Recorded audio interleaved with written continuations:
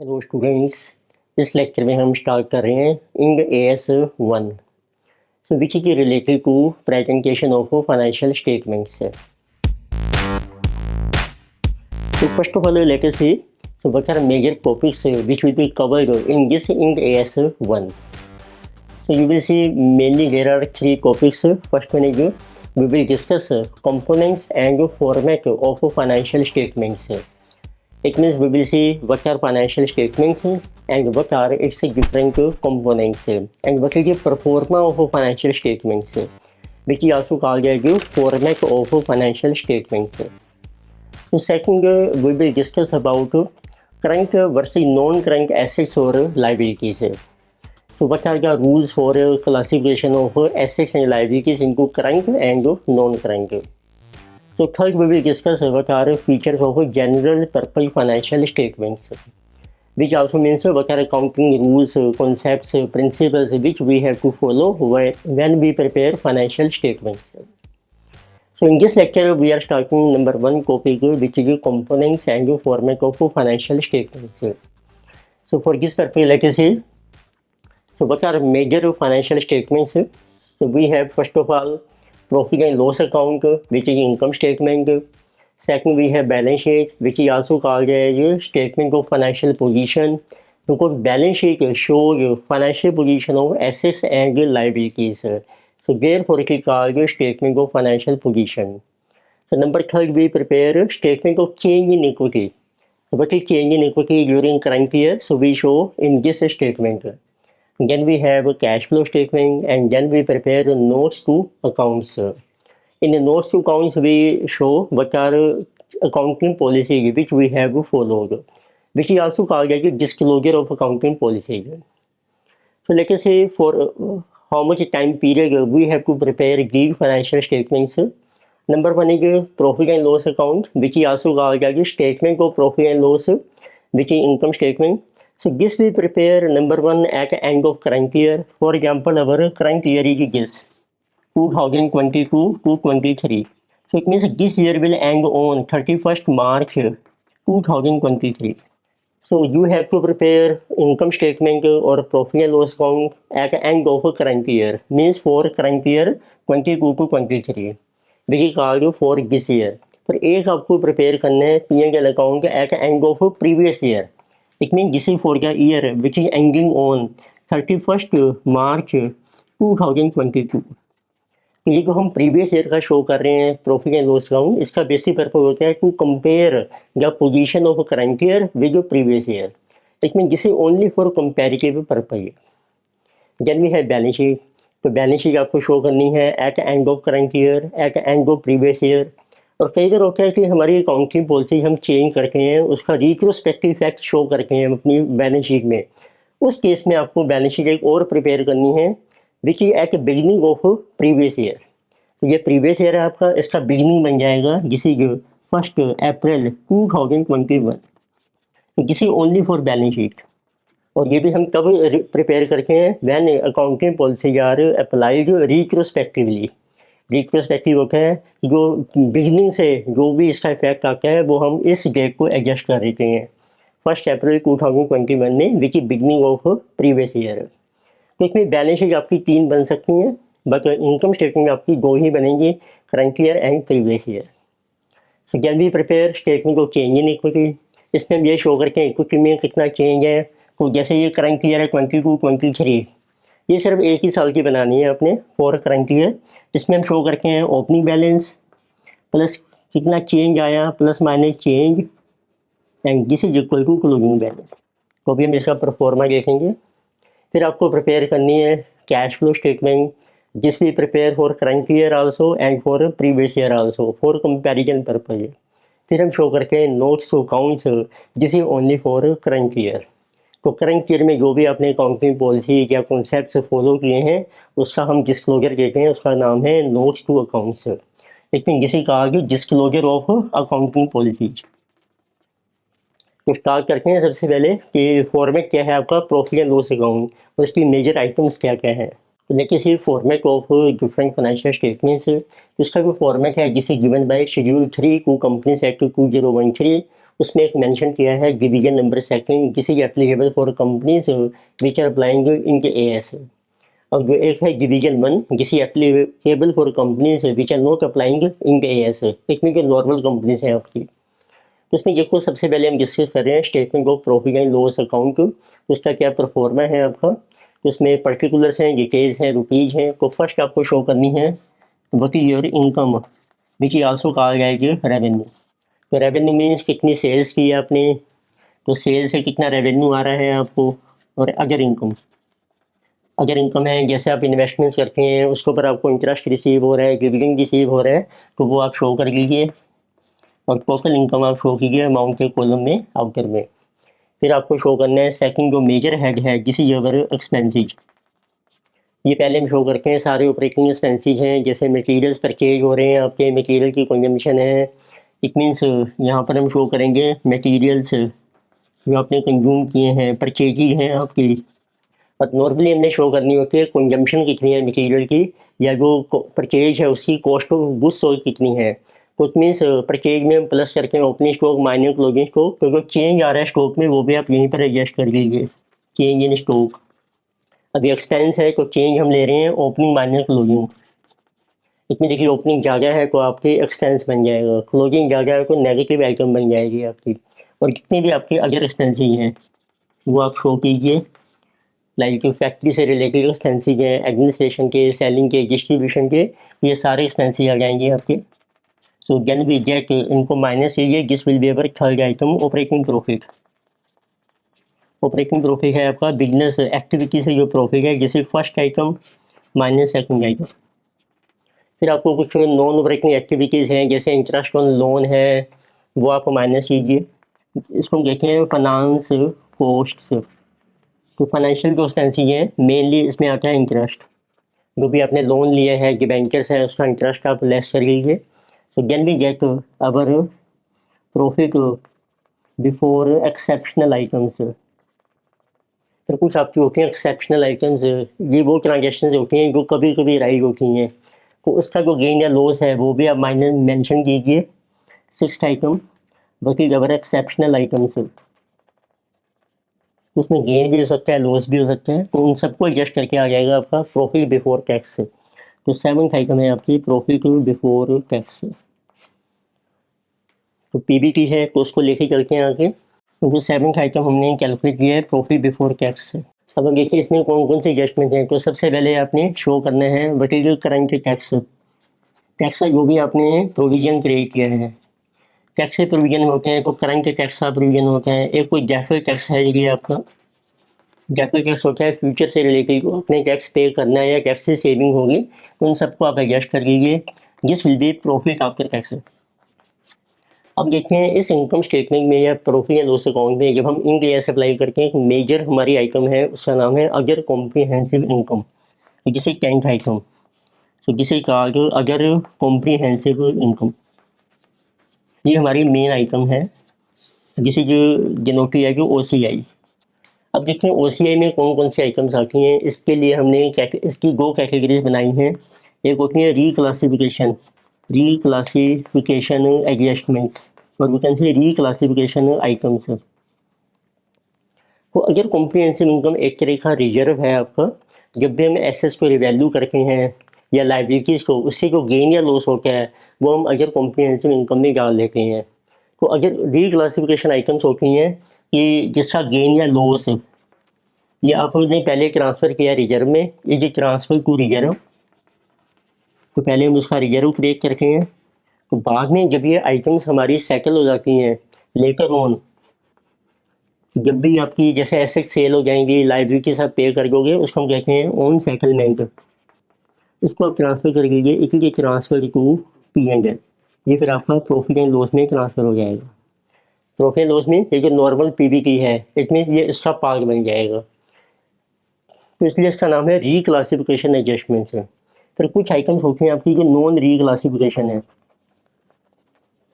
इसमें देखिए कौन सी आएंगी आइटम्स आपकी। इट इज आल्सो गेन और लॉस, ये भी वही आइटम्स हैं, गेन और लॉस ऑन अवर एसेट्स और liabilities, but this is transfer to reserve लेकिन जब आप एसेट्स और लायबिलिटी को रिवैल्यू कर रहे हो, उससे जो रिजर्व बनेगा पहले को आपने रिजर्व में ट्रांसफ़र करने हैं, और बाद में जब ये सेटलमेंट हो जाएगी तब इसको डायरेक्टली ट्रांसफ़र करके इक्विटी अकाउंट में। It means later on on settlement transfer to equity. और इक्विटी में किस नाम से ट्रांसफ़र होता है, जनरल रिजर्व के नाम से या कैपिटल रिजर्व के नाम से। Transfer to equity through general और कैपिटल रिजर्व। तो अब डिस्कस करते हैं मेनली हमारी अगर कॉम्प्रिहेंसिव इनकम की कौन कौन सी आइटम्स हैं और ये किस तरीके से क्रिएट होता है। तो पहले आते हैं reclassification items. Let us right OCI. तो इसके देखते हैं ओसीआई की कौन कौन सी आइटम्स हैं, या हम कह सकते हैं कंपोनेंट्स क्या हैं आपके। तो पहले हम ले रहे हैं नंबर 1 इज रिक्लासिफिकेशन आइटम्स। अब देखिए जो रिक्लासिफिकेशन वाले आइटम्स हैं वो कौन कौन सी हैं आपकी। तो सबसे पहले आता है यदि किसी भी कंपनी का कोई फॉरेन ऑपरेशन है, तो इट मीन्स उसमें आपने कुछ मनी इन्वेस्ट कर रखी है, तो उसको हम साल के अंदर रिवैल्यू करके on the basis of exchange rates, जो भी क्लोजिंग रेट्स होते हैं उससे जो गेन या लॉस आता है उसको हम ट्रांसफ़र करते हैं फॉरेन करेंसी ट्रांसलेशन रिजर्व में। फॉरेन करेंसी ट्रांसलेशन रिजर्व, इसका जो शॉर्ट नेम है जिसे कि कहा गया FCTR। उसमें हम लेते हैं जो भी आपका गेन या लॉस हो रहा है, ये गेन या लॉस होता है क्योंकि जब हम फॉरेन जो ब्रांच होती है या कोई सब्सिडरी है उसकी जो भी आइटम्स होते हैं वो फॉरेन करेंसी में होती हैं, उसको कन्वर्ट करके हैं अपनी इंडियन करेंसी में, तो उससे जो गेन या लॉस आएगा उसका नाम है एक्सचेंज गेन और लॉस। इट मीन गेन और लॉस इन फॉरेन ऑपरेशन। ये जो फॉरेन ब्रांच है या सब्सिडरी है आपकी, तो उसको कहते हैं फॉरेन ऑपरेशन। तो उससे जो गेन या लॉस आएगा उसको आप इस रिजर्व में ट्रांसफ़र कर लीजिए। लेटर ऑन जब आप उस फॉरेन ऑपरेशन को सेल कर देंगे, डिस्पोज ऑफ कर देंगे, फिर जितना भी बैलेंस है इसका वो ट्रांसफ़र हो जाएगा P&L में। इट मीन्स लेटर ऑन तो when foreign operation is dispose of कर लिया है या आपने क्लोज कर लिया है, तो उस केस में जो भी बैलेंस है आपका, balance of foreign currency translation reserve is transfer to P&L। उसको अपने प्रॉफिट या लॉस में ट्रांसफ़र करने हैं उस साल के जिस साल में ये आपका फॉरेन ऑपरेशन डिस्पोज ऑफ हो रहा है। तो इट मीन्स इसका नाम है reclassification adjustment. This is first item foreign currency translation reserve. अब देखते हैं सेकंड आइटम आपकी कौन सी आती है इसमें। सेकंड आइटम है आपकी fair value reserve. Fair value reserve हम कब क्रिएट करते हैं, जब आपकी कोई इन्वेस्टमेंट है in debt securities of other company. तो it means it will be created in case of investments in debt securities। ठीक है, किसी भी कंपनी के डिबेंचर्स हैं आपके पास जिसको कहते हैं डेट सिक्योरिटी, अब उसको हम वैल्यू करके हैं फेयर वैल्यू, और इसका नाम है we are value at fair value through OCI। तो मीन्स ये वो इन्वेस्टमेंट्स होती हैं जो हम लॉन्ग टर्म के लिए इन्वेस्ट करते हैं टिल मेच्योरिटी तक, तो उसको हम रिवैल्यू करते हैं फेयर वैल्यू पे, और उससे जो गेन या लॉस आएगा उसको OCI में डाल देते हैं अगर कॉम्प्रिहेंसिव इनकम में। तो इसलिए इसका नाम है इन्वेस्टमेंट एट FVOCI। इसको शॉर्ट में भी कहते हैं investment at FVOCI। It means investments को वैल्यू कर रहे हैं फेयर वैल्यू पर एंड थ्रू OCI, तो उसका जो गेन या लॉस है उसका एक रिजर्व बना देंगे हम। तो जब ये आपकी इन्वेस्टमेंट सेल करोगे उस टाइम जो गेन या लॉस आएगा तो उस टाइम आपने इसका बैलेंस ट्रांसफ़र कर देना है P&L में। तो इसीलिए इसका नाम भी है reclassification adjustment. It means later on transfer of investments which are in debt securities, जो भी आपका बैलेंस है ऑफ फेयर वैल्यू रिजर्व, तो जिसे ये ट्रांसफ़र को P&L, इसको आप ट्रांसफ़र कर लीजिए P&L में। इतनी अब जो भी रिजर्व आपका P&L में जा रहा है उसका नाम रख दिया हमने रिक्लासिफिकेशन एडजस्टमेंट या रिक्लासिफिकेशन आइटम। और एक थर्ड मेजर आइटम आपको मिलेगी जिसे कहा गया हेजिंग रिजर्व। जैसे कि हम टर्म्स कर रहे हैं इन्वेस्टमेंट्स को रिवैल्यू किया फेयर वैल्यू पे, अभी हमने बनाया है हेजिंग रिजर्व। हेज का मतलब होता है टू कवर रिस्क। तो जब आप कोई इन्वेस्टमेंट करते हैं शॉर्ट टर्म इंस्ट्रूमेंट्स में जैसे डेट है या इक्विटी है, या लॉन्ग टर्म आपने डेट में इन्वेस्टमेंट किया है, उसका रिस्क कवर करने के लिए हम कुछ ट्रांजेक्शन एंटर करते हैं, तो उससे जो गेन या लॉस होता है उसको कहते हैं हेजिंग रिजर्व। तो hedging reserve means when so risk is covered for short term investments, so or investment in debt securities. और डेट की सिक्योरिटी देखो कौन सी ली है आपने, which are valued at FVOCI। इतनी यही वाली डेट सिक्योरिटी, जब इसका रिस्क कवर करने के लिए आपने कोई भी ट्रांजेक्शन की है तो उसके लिए कुछ हम इंस्ट्रूमेंट्स एंटर करते हैं, जैसे फॉरवर्ड कॉन्ट्रैक्ट्स हैं, फ्यूचर हैं, ऑप्शंस हैं।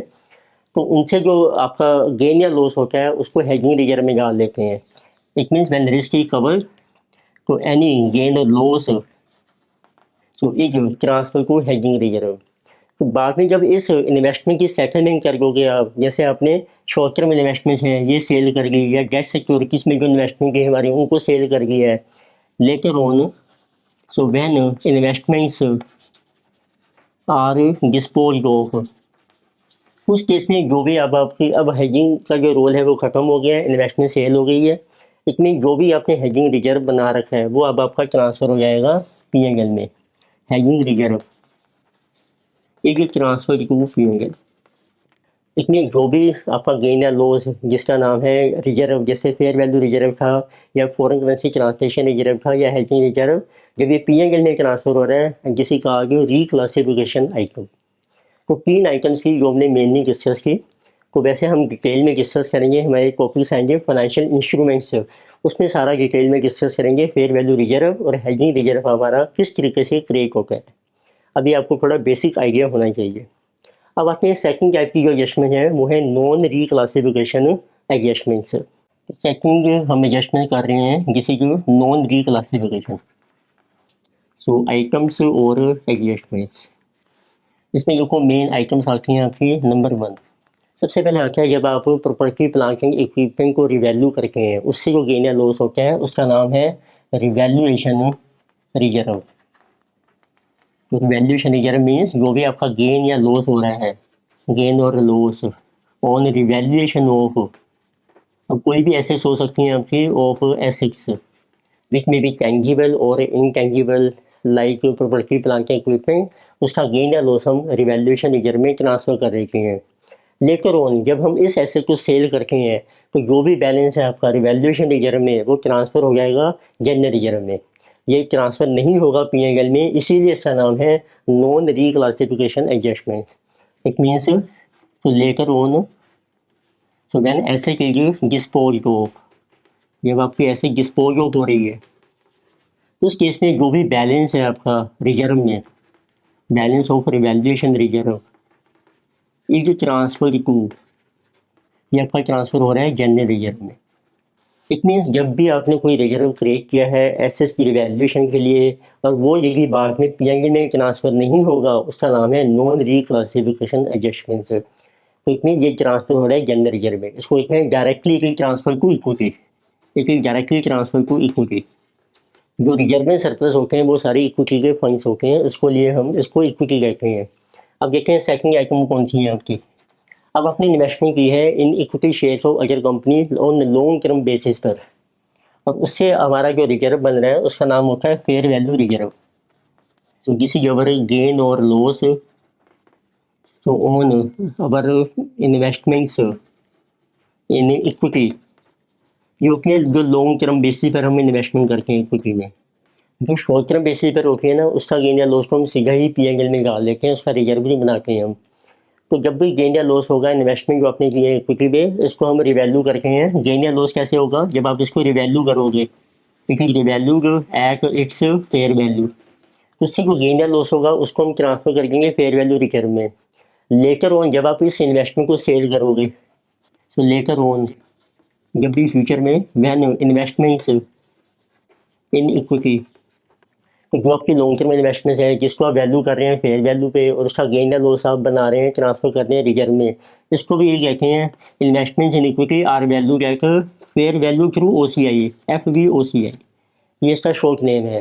It mean investment in equity is value at fair value through OCI, और उसका हमने गेन या लॉस ट्रांसफर कर दिया रिजर्व में। तो जब ये आपकी लेकर on when investment in equity जो डिस्पोज ऑफ, जब आप इसको सेल कर दोगे या डिस्पोज ऑफ कर दोगे, तो जो भी बैलेंस है आपका इन फेयर वैल्यू रिजर्व इसको आप ट्रांसफर कर लीजिए जनरल रिजर्व में, क्योंकि ये ट्रांसफर टू जनरल रिजर्व। तो इट मीन्स ये भी पी&एल में ट्रांसफ़र नहीं होगा, जो भी बैलेंस होगा फेयर वैल्यू रिजर्व का वो डायरेक्टली इक्विटी में ट्रांसफ़र हो जाएगा, इसीलिए इसका नाम है नॉन रिक्लासिफिकेशन एडजस्टमेंट। अब देखते हैं थर्ड आइटम। इसमें मेन 4 आइटम्स हैं। थर्ड है, अब आपके एम्प्लॉइज़ होते हैं उनके लिए हम रिटायरमेंट के प्लान बनाते हैं, तो उसमें उसको रिवैल्यू करते हैं, उसमें जो गेन या लॉस होता है उसका नाम होता है एक्चुअरियल गेन और लॉस। तो this is due to revaluation of employees benefit plans. Employee के बेनिफिट के लिए जो भी हम रिटायरमेंट प्लान बनाते हैं उनका नाम होता है जैसे एम्प्लॉइज डिफाइंड बेनिफिट प्लान, ठीक है। तो उसको हम कहते हैं, उसमें जब रिवैल्यू करते हैं उसका गेन या लॉस हम एक एक्चुअल गेन या लॉस में डाल लेते हैं, तो इसमें एक तरीके से ये बन गया एक्चुअल गेन या लॉस रिजर्व। तो जब आप ये सेटल करेंगे when these benefits are paid to employee, जब आप उनको पे कर देंगे एम्प्लॉइज़ को, उस केस में जितना भी हमारी बुक्स में एक्चुअल गेन या लॉस है ये आप ट्रांसफर कर दो डायरेक्टली टू जनरल रिजर्व। तो इट मीन्स बैलेंस ऑफ, तो in this case also balance of actual gain और loss is transfer to general reserve. तो ये भी आपको ट्रांसफर करना है जनरल रिजर्व में। And this is also not transfer to P and L, so therefore it is also called non reclassification item. अब एक आती है आपकी फोर्थ आइटम। अब आपने एक इन्वेस्टमेंट की थी अभी हमने इक्विटी में लॉन्ग टर्म बेसिस पर। अब इसका रिस्क कवर करने के लिए आपने कोई भी ट्रांजेक्शन की है, जैसे फॉरवर्ड या फ्यूचर कॉन्ट्रैक्ट में आपने एंटर किया है, उसका जो गेन या लॉस होगा वो भी हेजिंग रिजर्व बन जाएगा। तो इट मीन्स फोर्थ आइटम है आपकी हेजिंग रिजर्व। तो हेजिंग रिजर्व मीन्स जो भी गेन या लॉस हो रहा है आपको फॉर हेजिंग ऑफ, जब हम हेज कर रहे हैं of investment in equity. Investment कौन सी है आपकी इक्विटी में, और देखिए इन्वेस्टमेंट इक्विटी में है, ये है लॉन्ग टर्म, जिसको हम वैल्यू कर रहे हैं एट FVOCI।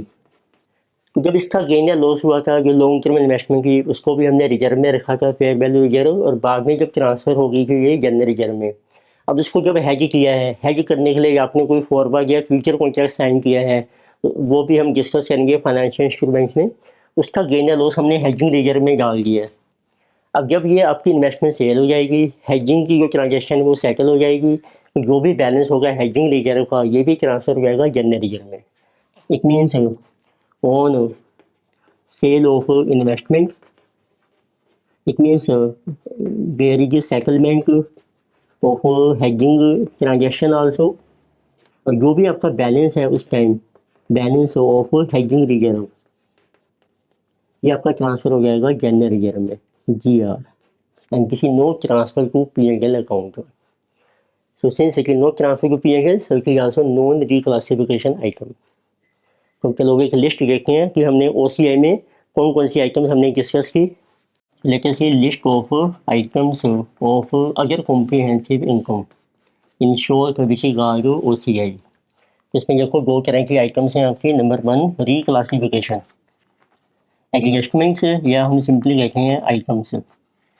इसमें आपने देखा मेनली थी हमारी 3 items. Number 1 foreign currency translation reserve which arise through gain और loss which is exchange gain और loss in case of foreign operation. तो दिस वाज एक्सचेंज गेन और loss this is in case of foreign operation. तो foreign operation का भी एक separate accounting standard है, वो हम डिस्कस करेंगे, उसमें डिस्कस होगा हाउ दिस FC की आ रही डिटरमिंग। तो अभी तो आपको ये समझना है कि एक गेन या लॉस हो रहा है फॉरेन ऑपरेशन में एक्सचेंज रेट के कारण, वो हमने रिजर्व में डाल दिया है। तो सेकंड आइटम थी अब आपकी फेयर वैल्यू रिजर्व। ये हमने लिया था जो भी आपका गेन या लॉस हो रहा था, जो आपने इन्वेस्टमेंट की है डेट सिक्योरिटीज़ में, इट मीन्स किसी की गेन और लॉस ड्यू टू रिवैल्यूएशन, जब हम उसकी रिवैल्यूएशन कर रहे हैं of investment in debt securities, और ये डेट सिक्योरिटीज़ वो है जिसको वैल्यू कर रहे हैं तो फेयर वैल्यू थ्रू OCI। तो इसको हमने वैल्यू किया है तो फेयर वैल्यू थ्रू OCI। तो ये कौन सी इन्वेस्टमेंट होती है कि लॉन्ग टर्म बेसिस की हमारी इन्वेस्टमेंट हैं, ये है लॉन्ग टर्म। तो उसको जब आप रिवैल्यू करेंगे, रिवैल्यू किस पे कर रहे हैं, उसकी फेयर वैल्यू पे, जो डिफरेंस आएगा वो फेयर वैल्यू रिजर्व बन जाएगा। फिर थर्ड हमने क्रिएट किया था हेजिंग रिजर्व। तो हेजिंग रिजर्व था जब आप हेजिंग करते हैं, जो भी आपकी शॉर्ट टर्म इन्वेस्टमेंट है या इस डेट सिक्योरिटी की जो इन्वेस्टमेंट है लॉन्ग टर्म, उसकी जब हेजिंग करते हैं उससे जो गेन या लॉस होते हैं, तो इसको हम कहते हैं गेन और लॉस इन हेजिंग इंस्ट्रूमेंट।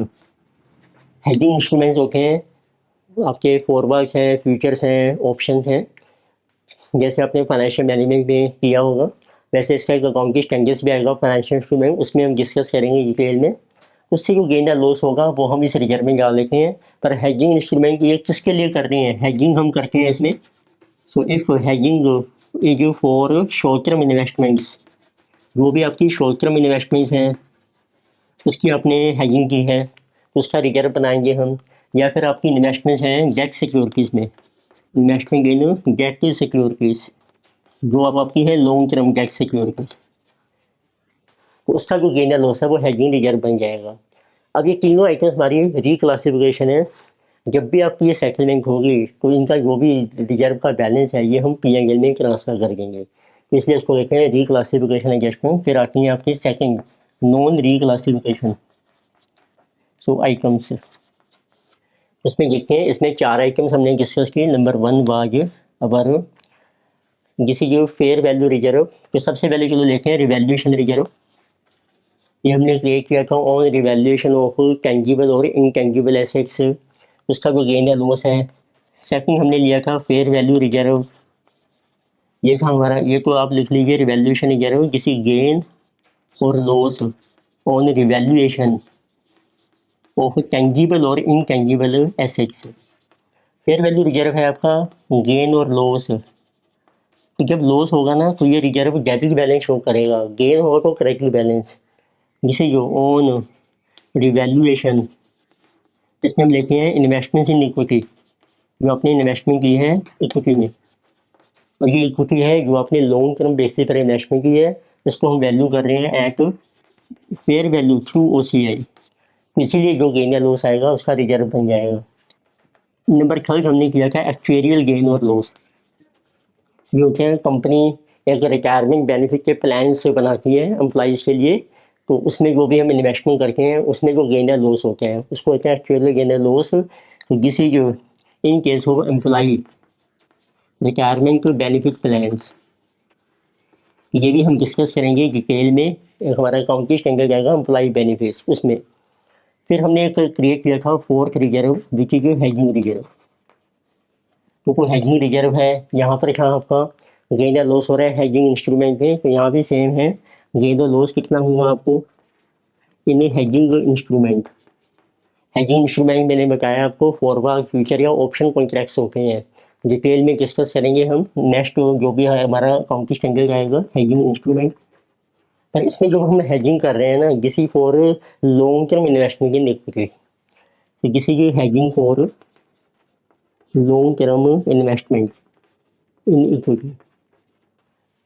अब ये नॉन रिक्लासिफिकेशन में ये जितने भी रिजर्व आपने बनाए हैं, जब आप इनकी सेटलमेंट करेंगे, एसेट्स की सेल हो जाएगी, इन्वेस्टमेंट की सेल हो जाएगी, बेनिफिट्स पे कर देंगे और या हेजिंग सेटल हो जाएगी, तो इस गेन या लॉस को आपने डायरेक्टली जनरल रिजर्व में ट्रांसफ़र करना है, this not reclassified to P&L। Therefore it is called non reclassification items.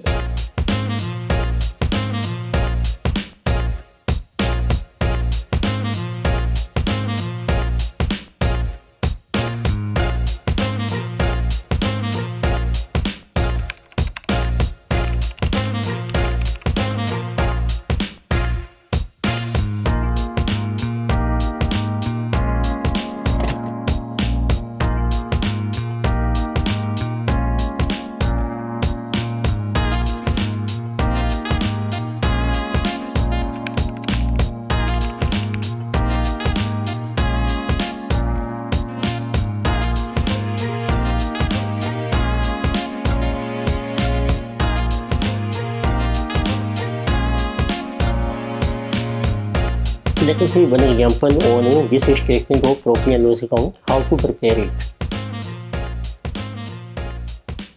तो किसी एग्जाम्पल नंबर 1, इसमें आप देखिए डेटा आपको मेंशन किया है, ABC लिमिटेड है presently the following data for the year ended 31 March 2023।